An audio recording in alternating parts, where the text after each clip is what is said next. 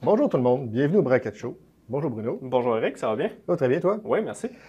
Aujourd'hui, on va vous parler d'un sujet par rapport à .NET Core et la localisation. Mhm. Par contre, j'aimerais vous rappeler que vous pouvez vous abonner à notre chaîne YouTube et n'oubliez pas de liker, un petit pouce, puis partager les vidéos, ça va nous aider pour le référencement. Parfait. Donc, oui, localisation dans .NET Core, que je voulais regarder un peu parce qu'ils ont quand même pas mal changé ça par rapport à ce qu'on faisait avec le framework .NET standard. Donc, regardez ça un peu avec un projet. J'ai pris un projet classique où l'affichage, dans le fond, toute la traduction est uniquement dans le projet web parce que c'est là que ça nous concerne. Fait qu'on va regarder comment démarrer ça, les différentes manières qu'on peut aller localiser nos strings dans notre affichage. OK. Pour être en mesure de faire de la localisation, il y a un peu de configuration à faire dans les projets de .NET Core. Oui, dans le fond, dans notre startup. C'est ça qu'on va aller voir. Dans le fond, on va tout de suite regarder toute la configuration pour les différents aspects que je veux vous montrer.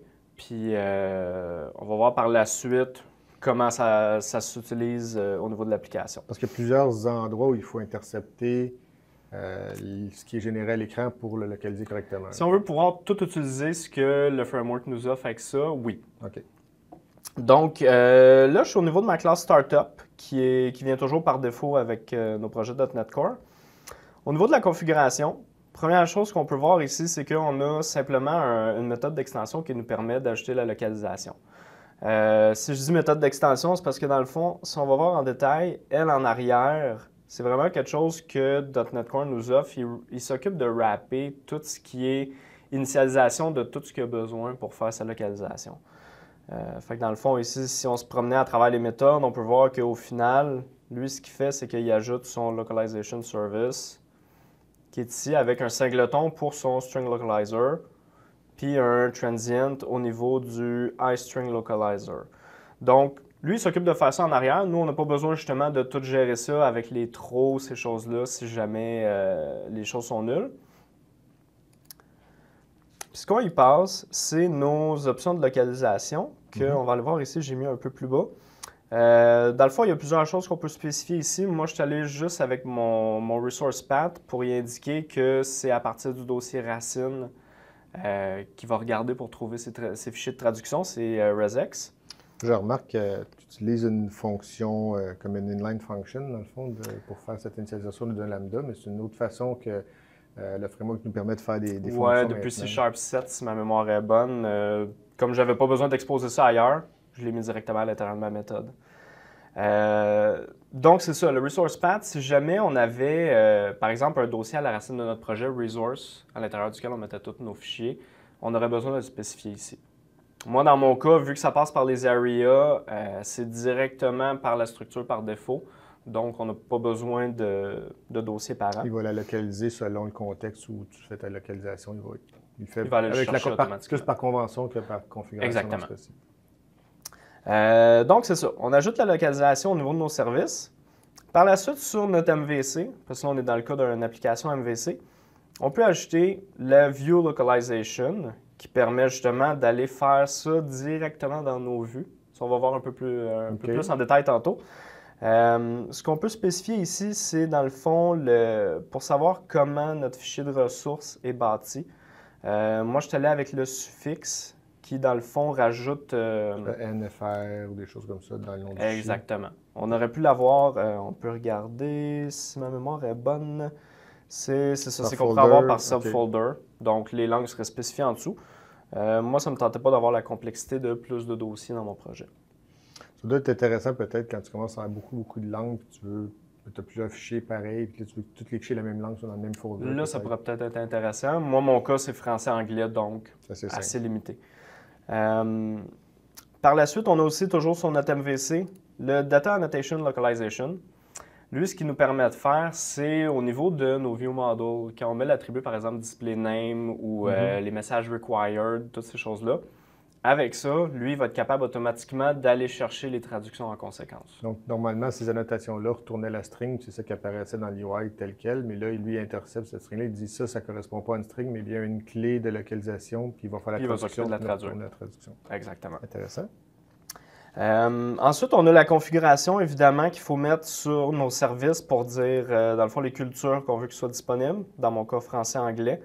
On met la culture par défaut. On indique celles qui sont supportées. Ça ne va pas plus loin que ça au niveau de cette configuration-là. Par contre, par la suite, au niveau de la méthode configure de notre startup, c'est là ici qu'on va aller chercher nos options qu'on a définies dans le fond un peu plus haut. Puis, on va faire qu'il va les utiliser au niveau de sa localisation. Donc, il va savoir quelle option aller chercher pour les traductions. Et c'est aussi simple, entre guillemets quand même, que ça pour configurer. Donc ça l'intercepte tout ce qui est, puis on va le voir, localisation dans les vues, les annotations, puis quoi, c'est pas mal ça que ça couvre. Y a-tu d'autres? Principalement ça, oui. Puis dans le fond, c'est juste qu'il y a plusieurs manières de l'utiliser, donc c'est là que ça va devenir un peu plus intéressant. Mais au niveau config, c'est tout ce qu'on a à faire. OK. Là, on va voir un peu la façon standard ou documentée de faire de la traduction à partir, mettons, d'une ressource à partir du contrôleur, par exemple. Oui, on va aller voir ça. C'est bien que tu mentionnes la manière par défaut, dans le fond, qui est documentée, qui est peut-être un peu différent de ce qu'on est habitué de faire, puis j'aime peut-être pas nécessairement ça. Mais on va voir comment on peut l'améliorer, mettons. Exactement. C'est bon, OK. Donc, on arrive dans notre contrôleur ici. Ce qu'on peut voir, c'est que pour faire la localisation maintenant, grâce à l'injection qui vient directement en plus par défaut avec .NET Core, on peut s'injecter au niveau de notre constructeur un iString Localizer de notre contrôleur. Donc, l'interface générique qu'on y définit, dans le fond, la classe sur laquelle on localise. C'est de là que, par convention, il va trouver les fichiers de ressources associés à ce contrôleur-là. Exactement. Donc, une fois qu'on a cette variable-là au niveau de notre classe, ce qu'on peut voir ici, c'est que je l'utilise simplement pour afficher mon message. Là où je parlais tantôt de la différence par rapport à comment on est habitué de faire, c'est que d'habitude, on met une clé là-dedans. D'habitude, on met une clé. On a nos deux fichiers de ressources, .fr, .en, puis ça fonctionne bien. Là, ce qui nous a amené comme approche, c'est plus de mettre notre texte de notre langue par défaut, qui va nous servir de clé dans notre fichier pour les ressources supplémentaires. On peut voir là, ici, dans l'arborescence. Comme par ici, j'ai mon homecontroller.en.regex. D'ailleurs, on peut voir en même temps que... Si on regarde le contenu de ça, on va voir que c'est la clé. La clé, c'est notre texte. Ouais. Moi, c'est parce que si le texte il change, on est pris avec ça. On est prêt à le changer à plusieurs places. Ouais. Puis souvent aussi, nous, dans notre contexte, on a souvent utilisé une extension de Visual Studio qui permettait de tout éditer nos mêmes clés de traduction pour plusieurs langues directement, quasiment comme un fichier Excel. Là, avec ça, on ne peut plus le faire. Okay. Je pense que l'avantage qu'ils cherchaient avec ça, c'est de réduire le nombre de fichiers de ressources qu'on a. Par contre, je trouve que côté maintenance, s'il y a des chances que ça change souvent, c'est peut-être un peu problématique. Okay. Donc là, on va voir comment est-ce qu'on peut améliorer ce concept-là. Là, dans le fond, ce qu'on pourrait faire, c'est simplement, par exemple, ici, mettre... On va se mettre une clé. Je vais simplement mettre test. On n'a pas besoin de plus que ça. Là, on va aller voir au niveau de notre fichier de ressources qu'on a pour la langue anglaise. On va s'en faire une copie qu'on va simplement renommer pour être par défaut. Donc, par défaut, étant pas de culture spécifique. Pas de culture de langue, c'est ça, OK. Puis là, lui, ici, ce qu'on va aller faire, par exemple, parce que là, notre langue par défaut, c'est le français. Donc, lui, on va juste aller mettre notre valeur ici. Notre clé va devenir test. Okay.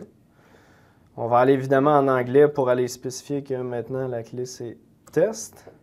Et aussi simple que ça. Là, si on peut builder ça. Puis, hop, on a des fichiers qui ont changé, parce qu'il a changé des fichiers. Donc là, on devrait être capable d'aller faire un F5 sur notre page web puis voir que la localisation devrait fonctionner comme avant.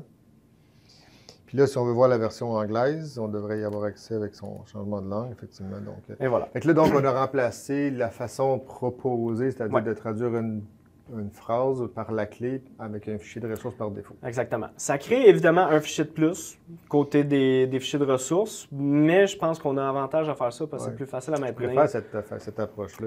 Il y a moins de chances qu'on fasse un petit typo dans notre texte. Là, ça ne traduit pas, on se pose des questions pourquoi, on va par clé, on l'ajoute, fait que là, on se crée des duplicats. Peut-être pas idéal. Peut-être un petit hint aussi, en passant pour ceux, quand on fait de la traduction, souvent ce que je vais faire, c'est que si on a besoin d'avoir des paramètres dans un string format, par exemple, je vais nommer ma clé, par exemple, si j'avais test, puis je devrais y passer un autre paramètre, je ferais test _0 _1. Puis là, ça va me dire, quand j'utilise cette clé-là, il ne faut pas que j'oublie que c'est une clé qui doit être utilisée dans un string format et je dois y passer X paramètres. Un bon petit end visuel pour vous aider. C'est une petite chose que je fais habituellement dans les projets. Donc là, si on revient au côté de notre contrôleur, dans le fond, on a vu un peu ce que le string localizer permettait de faire ici. Là, je voulais vous amener côté des data annotation au niveau de notre view model. Là, on garde en tête que justement maintenant, on spécifie la clé et non le texte à traduire. Puis on le voit dans l'arborescence, c'est qu'on a un fichier EN puis un fichier sans extension de langue. Donc exactement. Donc, on a nos deux langues. Puis ici, ce qu'on fait, là-dessus, c'est assez similaire à ce qu'on pouvait faire avant dans le framework. On met nos attributs avec les clés. Puis automatiquement, ça va aller faire notre affichage, puis il va aller chercher ces clés pour la traduction au niveau de notre affichage. Ça, c'est quand on utilise les markups HTML, Display4 puis Editor4. Oui, exactement. Tu sais, dans le fond, on peut aller voir, si je vais par exemple dans ma vue ici, on voit le display name for first name. C'est ça qui nous permet d'utiliser l'attribut display. Puis au niveau des required, là, évidemment, c'est toute la gestion des erreurs avec JavaScript unobtrusive, tout ça, qui permet de les afficher. Donc là-dessus, on retrouve quelque chose de bien simple. Puis c'est ce qui permet de l'utiliser, c'est ce qu'on a ajouté tantôt dans la configuration, le Add Data Annotation Localization. Ouais. Là, Bruno, là, tu m'as teasé un petit peu, tu viens de me montrer quelque chose, une belle classe vide, Shared Resource. Là. Pourquoi cette classe-là est vide? Là? Tu trouves pas qu'elle est merveilleuse? Ben, j'aime ça des classes qui n'ont pas trop de code dedans. Oui, exactement, c'est ça. Donc, même pas besoin de la tester. En fait, ce que j'ai fait ici, c'est un peu un petit hack pour contourner un problème. Un problème. On va appeler ça un problème.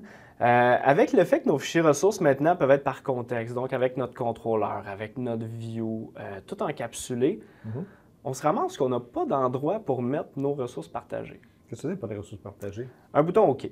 Un bouton Cancel. Que Cancel, ça va toujours être annulé en français. Puis, on ne veut pas avoir à mettre cette clé-là à 8 places différentes dans 8 fichiers différents, puis la maintenance qui viendrait avec.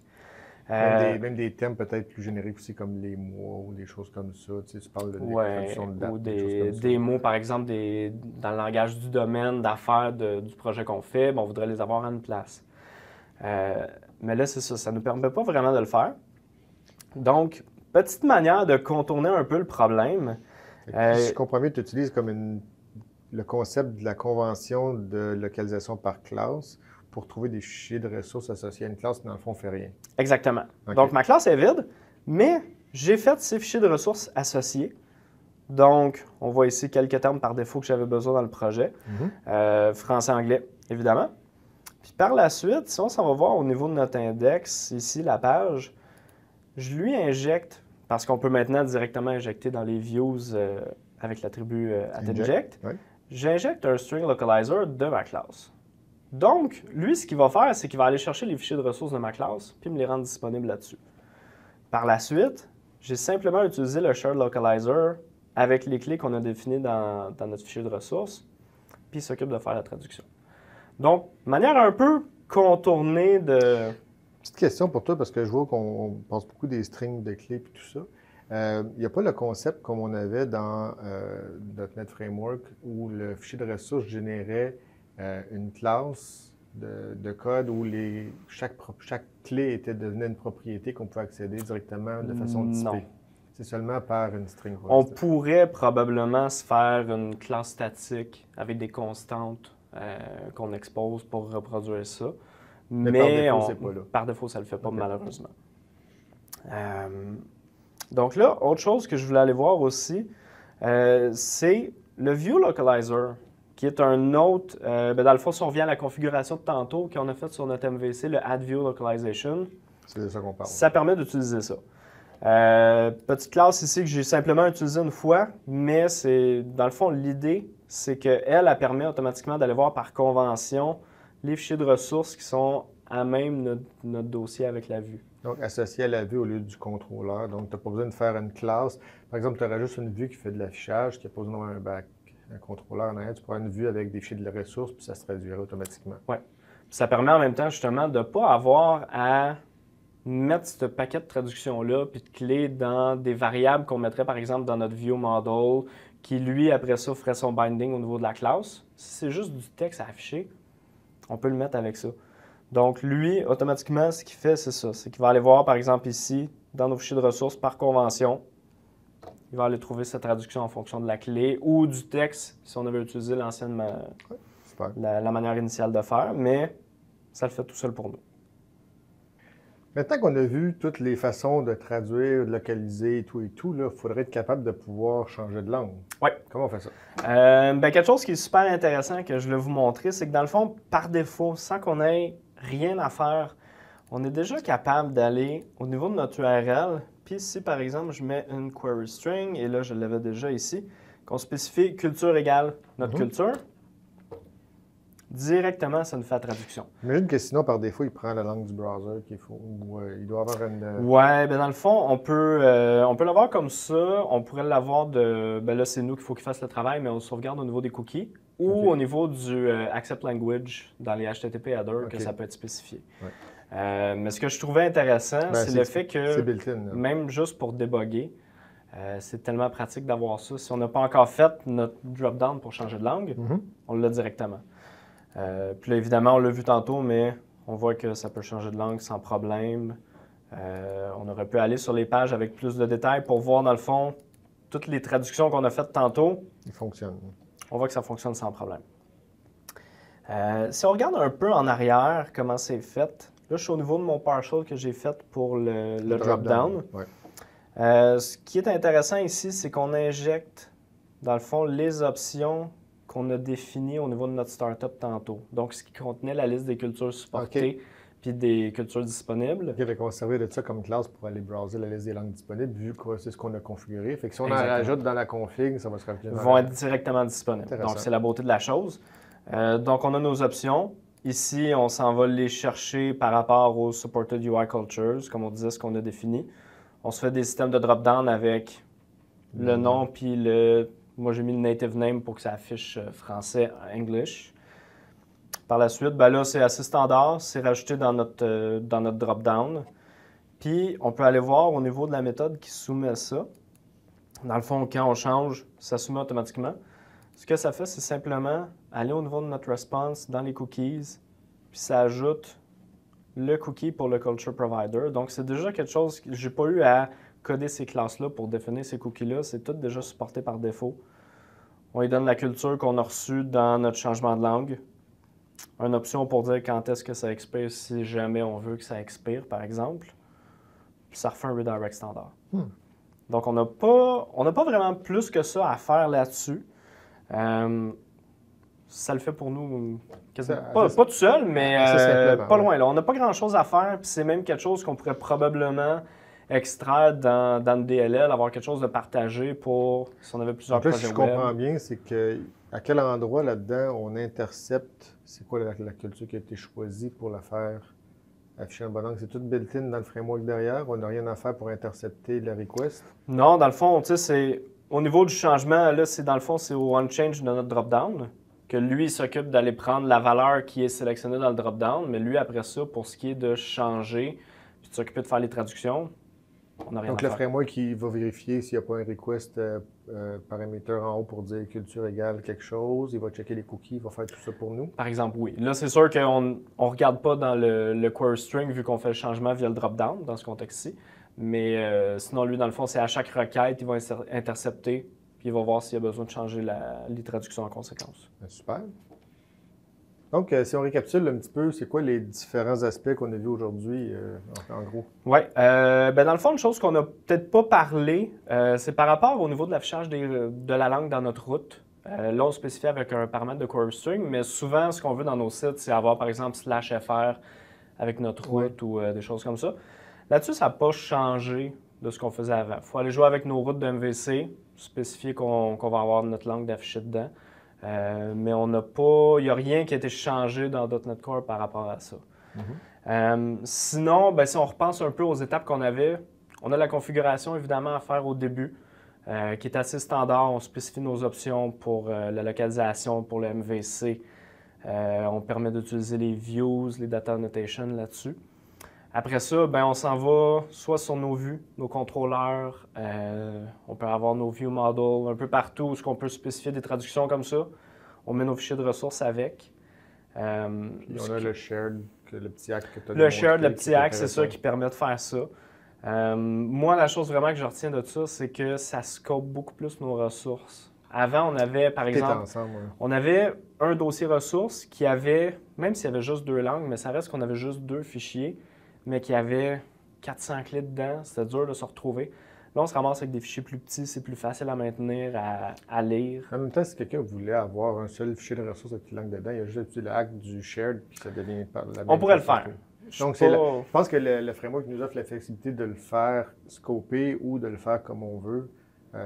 Oui, puis ça peut peut-être permettre, par exemple, quelqu'un qui migrerait un projet du framework à .NET Core, peut-être une transition un peu plus transparente pour commencer à le faire, puis éventuellement ramener les clés au niveau des fichiers plus spécifiques. Mais je pense que faut aller de l'avant vers ce scoping-là.